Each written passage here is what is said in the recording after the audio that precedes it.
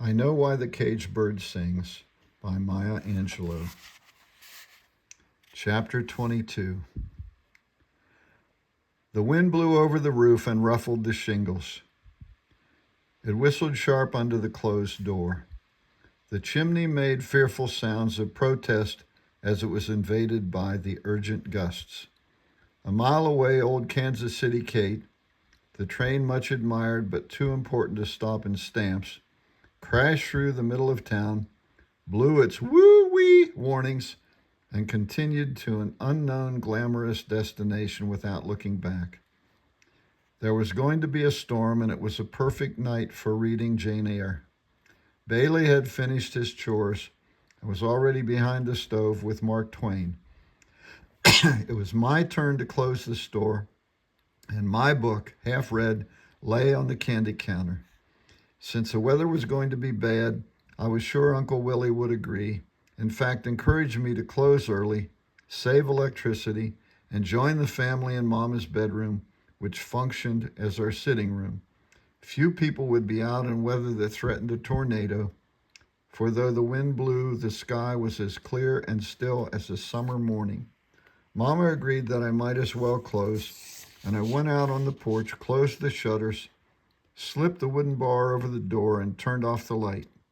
Pots rattled in the kitchen where Mama was frying corn cakes to go with vegetable soup for supper, and the homey sounds and scents cushioned me as I read of Jane Eyre in the cold English mansion of a colder English gentleman.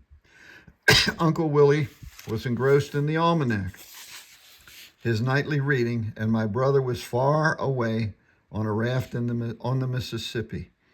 I was the first to hear the rattle on the back door, a rattle and knock, a knock and rattle. But suspecting that it might have been the mad wife in the tower, I didn't credit it. Then Uncle Willie heard it and summoned Bailey back from Huck Finn to unlatch the bolt.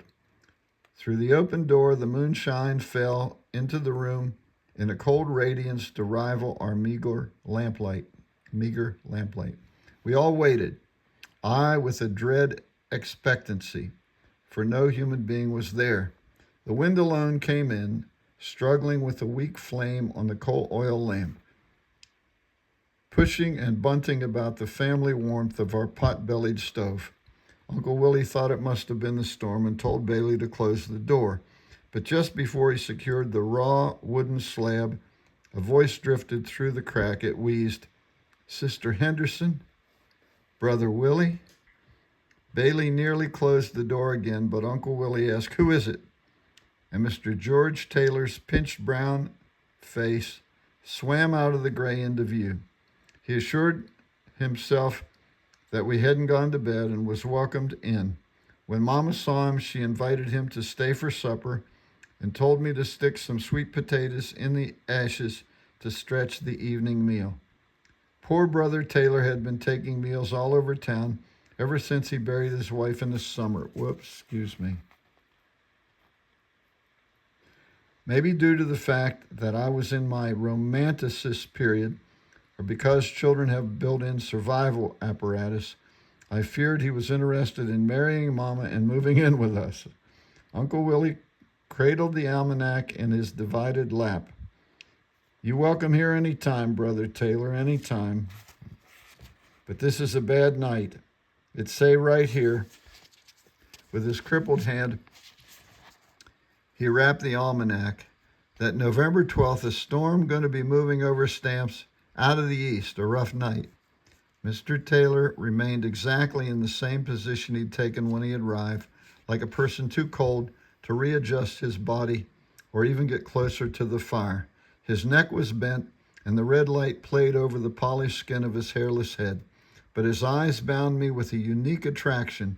They sat deep in his little face and completely dominated the other features with a roundness which seemed to be outlined in dark pencil, giving him an owlish appearance. And when he sensed my regarding him so steadily, his head hardly moved, but his eyes swirled and landed on me. If his look had contained contempt or patronage or any of the vulgar emotions revealed by adults in confrontation with children, I would have easily gone back to my book, but his eyes gave off a watery nothing, a nothingness which was completely unbearable.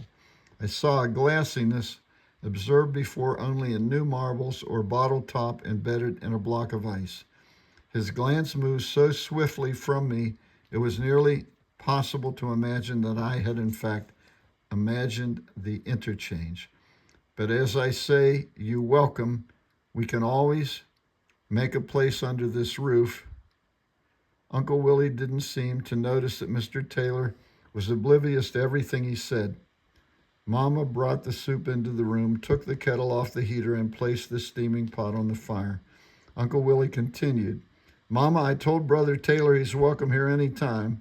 Mama said, That's right, Brother Taylor. You're not supposed to sit around that lonely house feeling sorry for yourself. The Lord giveth and the Lord taketh away. I'm not sure whether it was Mama's presence or the bubbling soup on the stove which influenced him, but Mr. Taylor appeared to have livened up considerably. He shook his shoulders as if shaking off a tiresome touch, and attempted a smile that failed. Sister Henderson, I sure appreciate. I don't know what I'd do if it wasn't for everybody. You don't know what it's worth to me to be able to. Well, I'm thankful. At each pause, he pecked his head over his chest like a turtle coming out of its shell, but his eyes didn't move. Mama, always self-conscious at public displays of emotion not traceable to a religious source, told me to come with her and we'd bring the bread and the bowls. She carried the food and I trailed after her, bringing the kerosene lamp. The new light set the room in an eerie, harsh perspective. Bailey still sat, doubled over his book, a black, hunchbacked gnome, a finger forerunning his eyes along the page. Uncle Willie and Mr. Taylor were frozen like people in a book on the history of the American Negro. Now come on, Brother Taylor. Mama was pressing a bowl of soup on him. You may not be hungry, but take this for nourishment. Her voice had the tender concern of a healthy person speaking to an invalid, and her plain statement tang thrillingly true.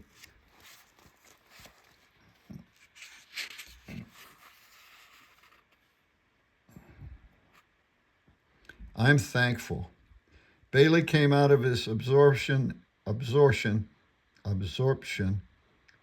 and went to wash his hands. Willie, say the blessing. Mama set Bailey's bowl down and bowed her head. During grace, Bailey stood in the doorway, a figure of obedience, but I knew his mind was on Tom Sawyer and Jim as mine would have been on Jane Eyre and Mr. Rochester, but for the glittering eyes of wizened old Mr. Taylor. Our guest dutifully took a few spoonfuls of soup and bit a semicircle in the bread, then put his bowl on the floor. Something in the fire held his attention as we ate noisily. Noticing his withdrawal, Mama said, It don't do for you to take on so. I know you all was together a long time. Uncle Willie said, 40 years. It's been around 6 months since she's gone to her rest, and you got to keep faith. He never gives us more than we can bear. The statement heartened Mr. Taylor. He picked up his bowl again and raked his spoon through the thick soup. Mama saw that she had made some contact, so she went on. You had a whole lot of good years. Got to be grateful for them. Only thing is, it's a pity you all didn't have some children. If my head had been down, I would have missed Mr. Taylor's metamorphosis. It was not a change that came by steps, but rather it seemed to me of a sudden. His bowl was on the floor with a thud, and his body leaned towards Mama over the hips. However, his face was the most striking feature of all. The brown expanse seemed to darken with life, as if an inner agitation played under his thin skin. The mouth opened to show long teeth, was a dark room furnished with a few white chairs. Children. He gumballed the word around in his mouth. Yes, sir, children. Bailey and I used to be addressed so. Looked at him expectantly. That's what she want. His eyes were vital and straining to jump from the imprisoning sockets. That's what she said, children. The air was weighted and thick. A bigger house had been set on our roof and was imperceptibly pushing us into the ground. Mama asked in her nice folks' voice, "What who said, Brother Taylor?" She knew the answer. We all knew the answer. Florida. His little wrinkled hands were making fists, then straightening, then making fists. She said it just last night. Bailey and I looked at each other, and I hunched my chair closer to him. Said, "I want some children." When he pitched his already high voice to what he considered a feminine level, or at any rate his wife's, Miss Florida's level, it streaked across the room, zigzagging like lightning. Uncle Willie had stopped eating and was regarding him with something like pity. "Maybe you was dreaming, Brother Taylor. Could have been a dream." Mom came in placatingly. "That's right. You know, the children was reading me something the other day. Say folks dream about whatever was on their mind when they went to sleep." Mr. Taylor jerked himself up. "It wasn't no dream. It wasn't not no dream. I was as wide awake as I am this minute." He was angry and the tension increased, his little mask of strength. "I'll tell you what happened. Oh, Lord, a ghost story. I hated and dreaded the long winter nights when the late customers came to the store to sit around the heater roasting peanuts and trying to beat each other and telling lurid tales of ghosts and haunts, banshees and juju, voodoo, and other anti-life stories. But a real one, that happened to a real person, and last night it was going to be intolerable. So I got up and walked to the window. Mrs. Florida Taylor's funeral in June came on the heels of our final exams. Bailey and Louise and I had done very well and were pleased with ourselves and each other. The summer stretched golden in front of us with promises of picnics and fish fries, blackberry hunts, and croquet games till dark. It would have taken a personal loss to penetrate my sense of well-being. I had met and loved the Bronte sisters and had replaced Kipling's If with Invictus. My friendship with Louise was solidified over Jack's hopscotch and confessions, deep, dark, exchanged often after many a cross your heart and won't tell.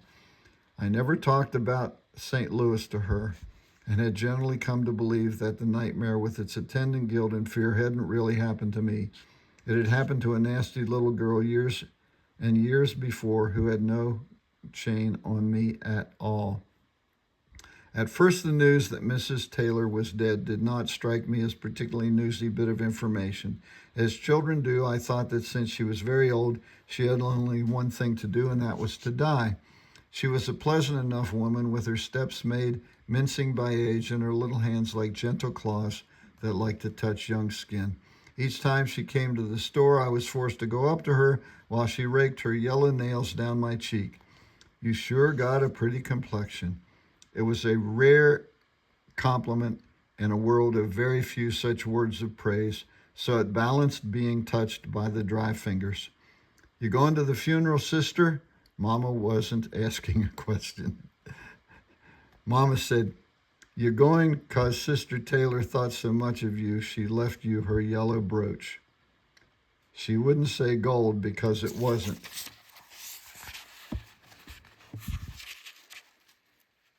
Uh-oh. Hope I didn't miss a page.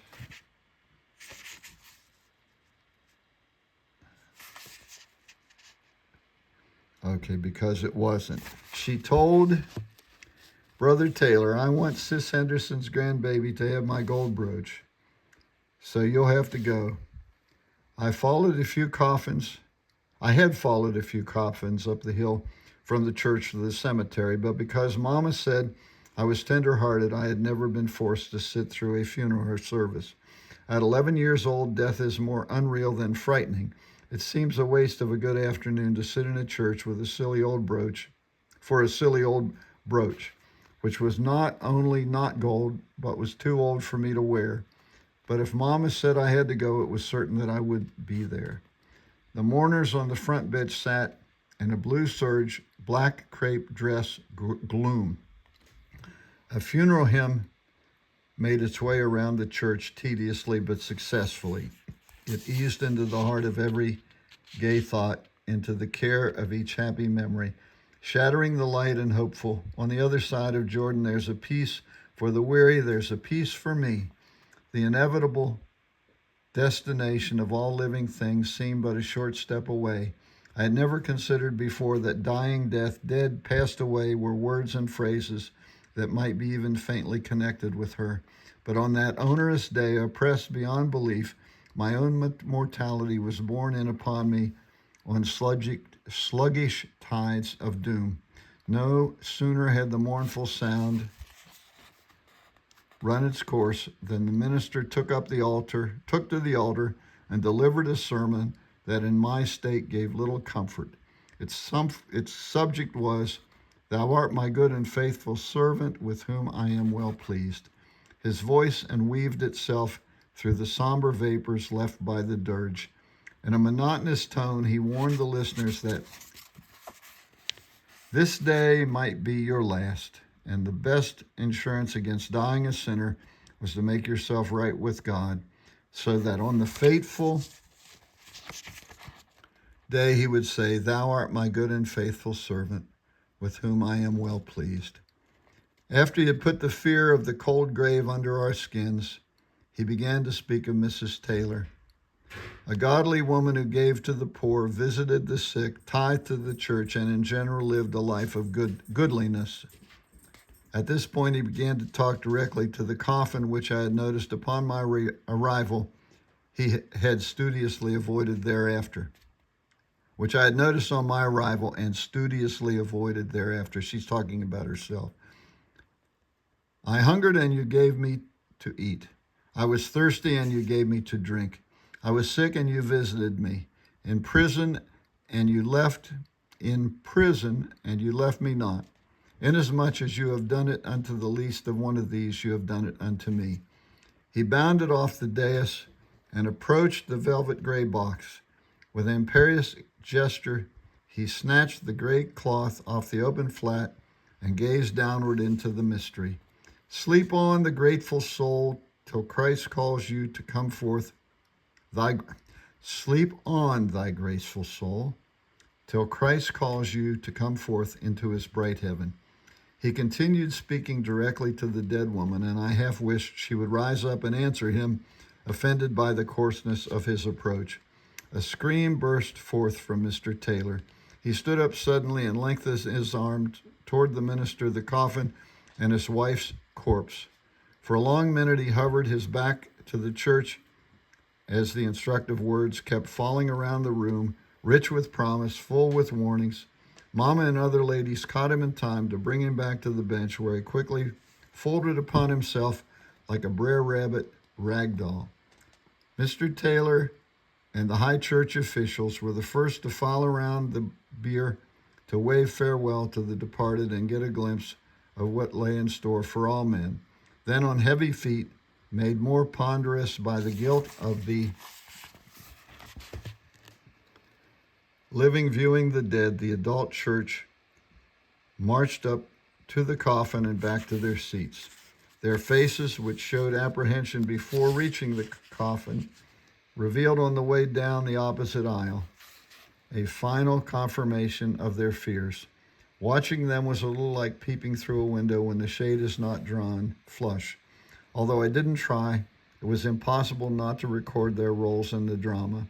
And then a black-dressed usher stuck her hand out woodenly towards the children's rows. There was the shifty rustling of unreadiness, but finally a boy of 14 led us off, and I dared not hang back, as much as I hated the idea of seeing Mrs. Taylor. Up the aisle, the moans and screams merged with the sickening smell of woolen black clothes worn in summer weather and green leaves wilting over yellow flowers. I couldn't distinguish whether I was smelling the clutching sound of misery or hearing the cloying odor of death. It would have been easier to see her through the gauze, but instead I looked down on the stark face that seemed suddenly as empty and evil. It knew secrets that I never wanted to share. The cheeks had fallen back to the ears, and a solicitous mortician had put lipstick on the black mouth. The scent of decay was sweet and clasping. It groped for life. I got a dog in here, but she'll be good. It groped for life with a hunger both greedy and hateful, but it was hypnotic. I wanted to be off, but my shoes had glued themselves to the floor, and I had to hold on to the sides of the coffin to remain standing. The unexpected halt in the moving line caused the children to press upon each other, and whispers of no small intent reached my ears. Move along, sister, move along. It was Mama. Her voice tugged at my will, and someone pushed from the rear, so I was freed.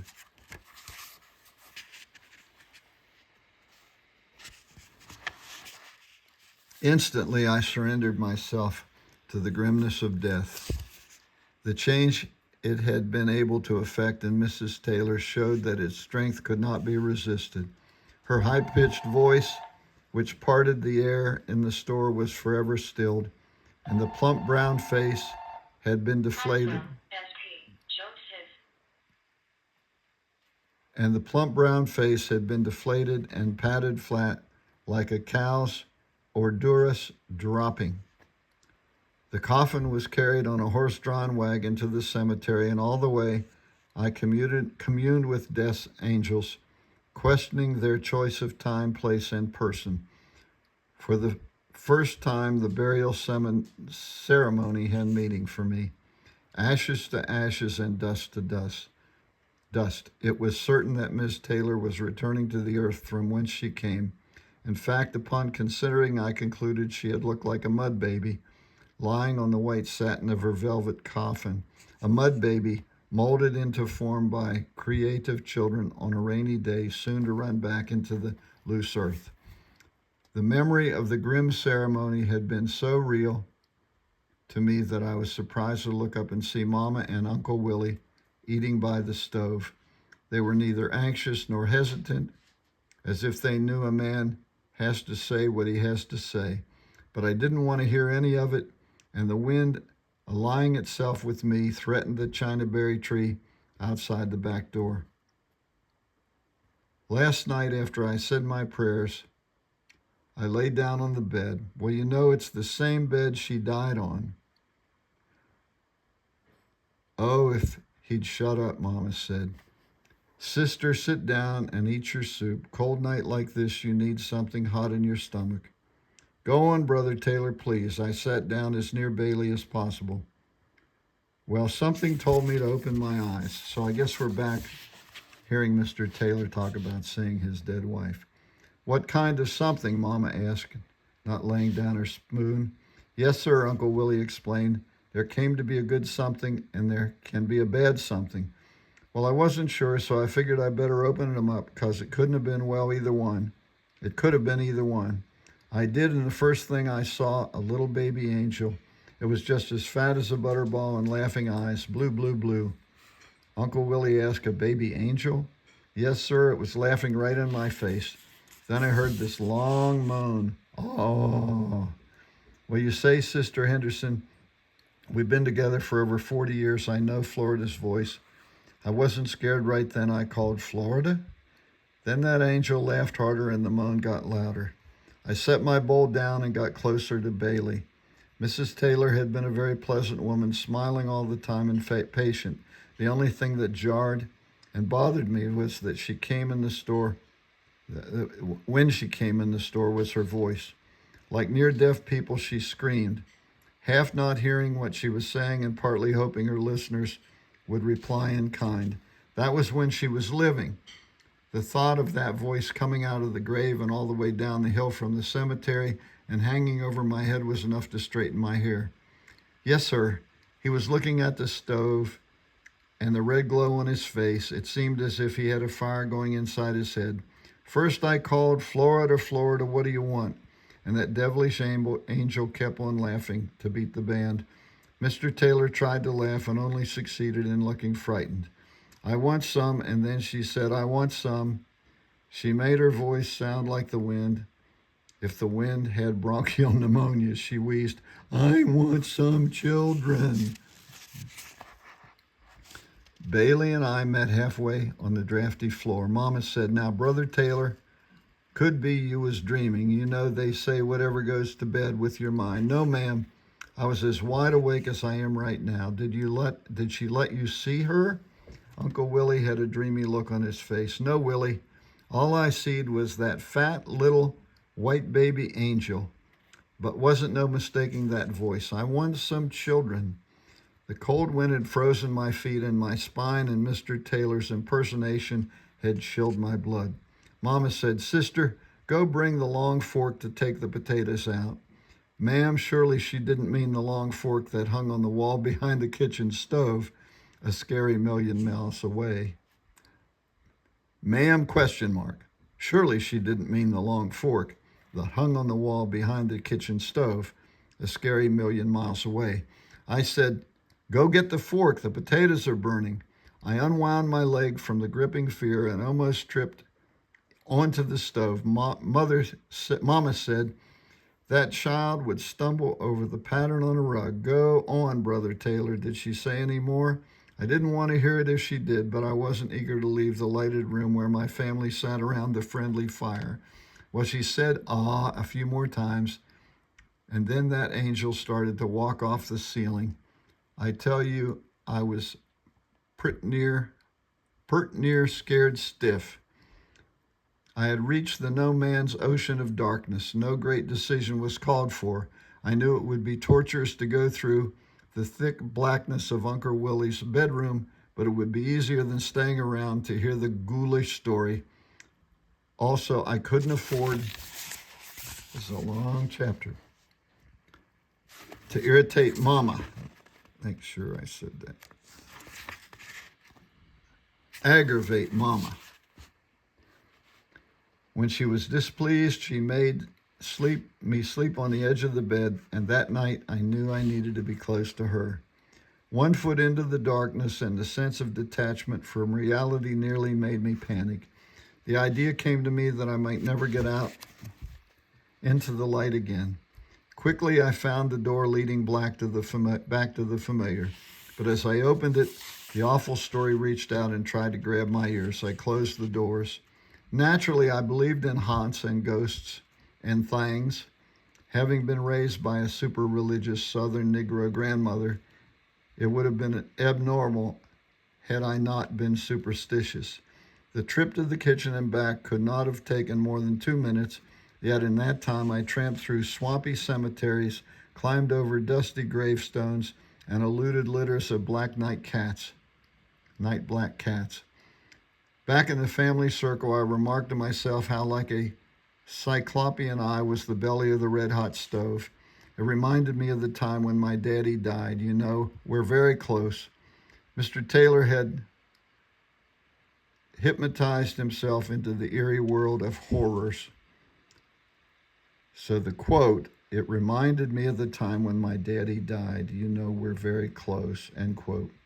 Mr. Taylor had hypnotized himself into the eerie world of horrors. I broke into his reminiscences. Mama, here's the fork. Bailey had laid down on his side behind the stove, and his eyes were shining. He was more fascinated with Mr.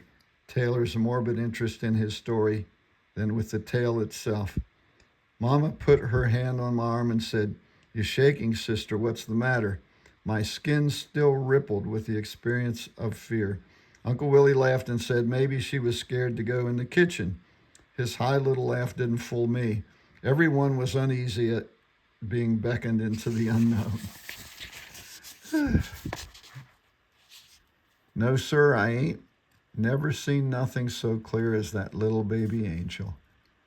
His jaws were scissoring mechanically on the already mushy sweet potatoes, just laughing like a house on fire. What you reckon it means, Sister Henderson? Mama had reared back in her rocking chair, a half smile on her face. If you're sure you wasn't dreaming, Brother Taylor, I was as wide awake as I am. he was becoming angry again, as I am right now. Well, then maybe it means I ought to know when I'm asleep and when I'm awake. Maybe it means Sister Florida wants you to work with the children in the church. One thing I always used to tell Florida, people won't let you get your words in edgewise. Could she be trying to tell you, I ain't crazy, you know, my mind's just as good as it was, to take a Sunday school class? 30 years ago, if I was awake when I saw that little fat angel, then people ought to, Sunday school needs more teachers, Lord knows. Believe me when I say so. Their remarks and responses were like a ping pong game with each volley clearing the net and flying back to the opposition. The sense of what they were saying became lost and only the exercise remained. The exchange was conducted with the certainty of a measured hoedown and had the jerkiness of Monday's wash snapping in the wind, now cracking east, then west, with only the intent to whip the dampness out of the cloth. Within a few minutes, the intoxication of doom had fled, as it had never been, and Mama was encouraging Mr. Taylor to take in one of the Jenkins boys to help him with the farm. Uncle Willie was nodding at the fire, and Bailey had escaped back to the calm adventures of Huckleberry Finn. The change in the room was remarkable. Shadows which had lengthened and darkened over the bed in the corner had disappeared or revealed themselves as dark images of family and such. The light which dashed the ceiling steadied and imitated rabbits rather than lions, and donkeys instead of ghouls. I laid a pallet for Mr. Taylor in Uncle Willie's room and crawled under Mama, who I knew for the first time was so good and righteous she could command the fretful spirits as Jesus had commanded the sea. Peace, be still.